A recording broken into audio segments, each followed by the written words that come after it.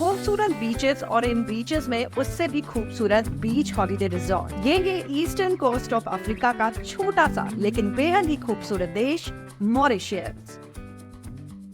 Hello friends, वैसे तो Mauritius को आज लोग एक टूरिस्ट डेस्टिनेशन के तौर पर ज्यादा जानते हैं, लेकिन मॉरिशस के बारे में शायद आप ये नहीं जानते होंगे कि कुल 1.3 मिलियन पॉपुलेशन वाले मॉरिशस देश की 70% पॉपुलेशन इंडियन ओरिजिन की है।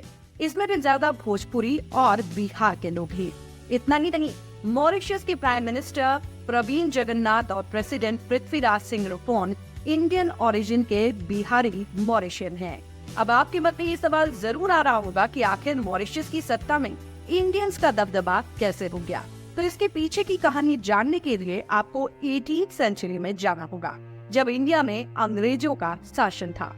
ये एक ऐसी कहानी है जिसे आप अंग्रेजों से इंडियंस को मिला पुराना घाव भी कह सकते हैं। दरअसल बात ऐसी है कि 18th सेंचुरी में इंडिया में भयंकर अकाल पड़ गया था, जिससे भारत में भूखमरी इतनी बढ़ गई थी कि लोग भूखे पेट मर रहे थे। ऐसे में अपना और अपने परिवार का पेट पालने के लिए भारतीयों को रोजगार की तलाश थी और इसका फायदा उठाया ब्रिटिश कंपनियों ने।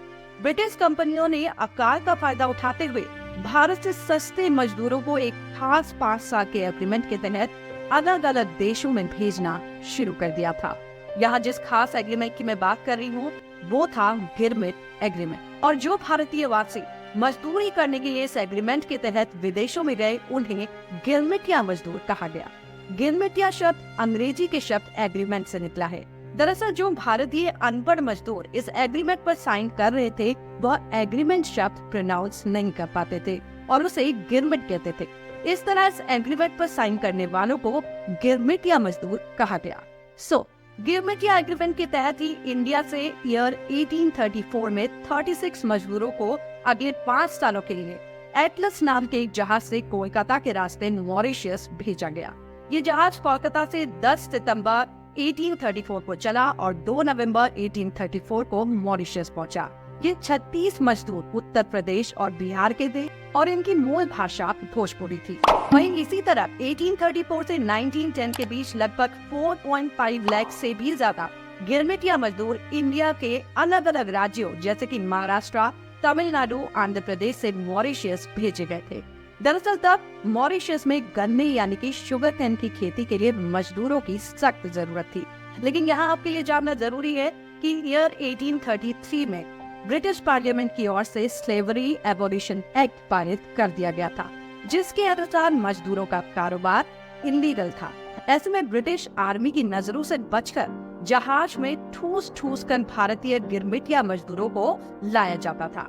वहीं अगर कभी ब्रिटिश आर्मी की नजर गिरमिटिया मजदूरों से भरे जहाज पर पड़ जाती थी तो फाइन से बचने के लिए इन मजदूरों को उसी समय समुद्र में बेरहमी से फेंक दिया जाता था।